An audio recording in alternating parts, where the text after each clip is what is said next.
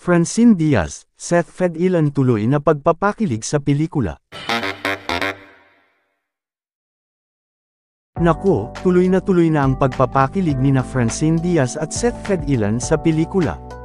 Tatahimik lang ang magka-love team pero magsisimula na pala sa April 3 ang shooting ng kanilang pelikulang Pagtatambalan. Sa una ay ayaw pang sabihin ng source namin kung saang movie company gagawa ng pelikula ang Franceth Love Team, pero sinabi ring sa Regal Entertainment, Inc., ang pelikulang iyon. Ang ganda ng concept na pinitch ng Regal. Gustong-gusto rin ni Miss Roselle Monteverde yung movie. Very positive kami na magugustuhan ng fans, chika ng aming source. Sa una ay ayaw pang sabihin ng source namin kung saang movie company gagawa ng pelikula ang Franceth Love Team, pero sinabi ring sa Regal Entertainment, Inc., ang pelikulang iyon. Ang ganda ng concept na pinitch ng Regal.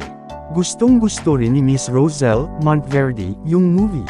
Very positive kami na magugustuhan ng fans, chika ng aming source. So tuloy na sa pelikula ang pagpapakilig ng Franceth Love Team, ha?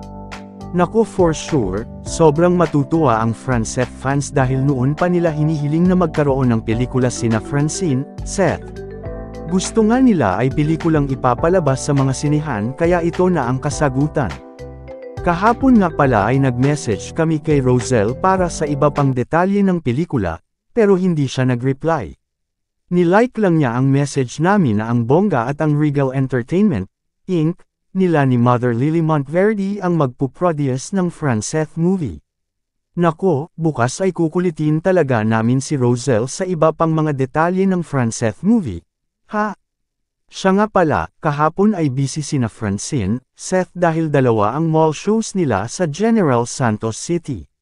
So bongga talaga ng love team na ito.